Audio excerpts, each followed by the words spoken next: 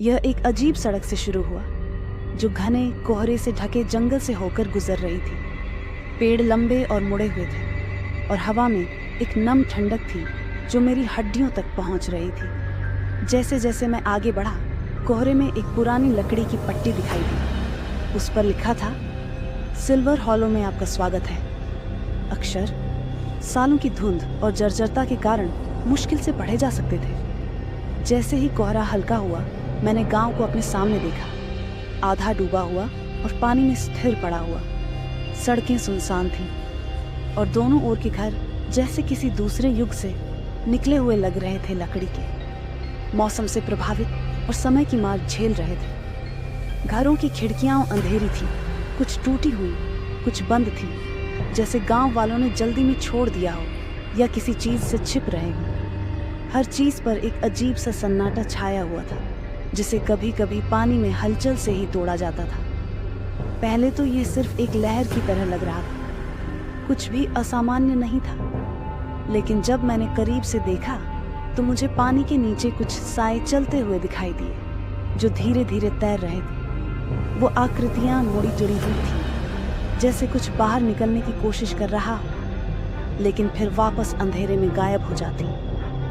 मैं समझ नहीं पाया कि वे वास्तविक थी या रोशनी का धोखा, पर उनके बारे में कुछ ऐसा था जिसने मेरी रीढ़ में सिहरन भर दी। गांव के केंद्र में बाढ़ से ऊपर एक पुराना चर्च खड़ा था। वह पानी से अछूता था, एक छोटे से टीले पर, जैसे किसी सुरक्षा के घेरे में हो। चर्च की पत्थरों की दीवारें पुरानी और मौसम से जर्जर थीं और ऊंची पतली खिड़कियां कोहरे से ढके मैदान पर एक अजीब रोशनी डाल रही थीं। चर्च के दरवाजे थोड़ा खुले थे, आमंत्रण जैसा पर डरावना, जैसे इसके भीतर कुछ राज छुपे हुए हों जिन्हें कोई उजागर करने की हिम्मत नहीं कर सकता। यहाँ वे इकट्ठा हुए थे, गांव वाले। चर्च के अंदर वे बैठे थे, पीले और निर्जीव, उनके कपड़े पुराने और गीले, जैसे वे वहां सालों से बैठे हों। उनके चेहरे खाली थे, आंखें खोखली और उनके शरीर बेजान, एक मौन प्रार्थना में जमे हुए।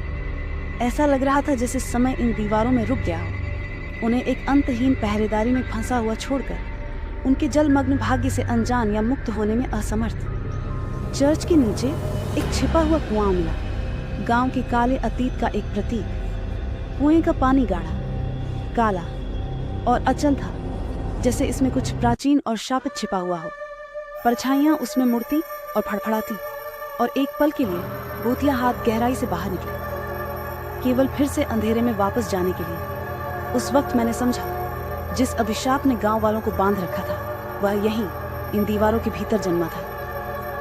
हर कदम के साथ पानी तेजी से उठने लगा, जैसे यह जीवित हो। परछाइयां गहराई से बाहर निकल रही थी, मेरा पीछा करती हुई, अपने हाथ फैलाती और हवा में पकड़ने की कोशिश करती। मैं भागा, बच निकलने की कोशिश में, लेकिन पानी अडिग था, मुझे वापस खींचता हुआ, जैसे गांव खुद मुझे छोड़ने को तैयार नहीं था।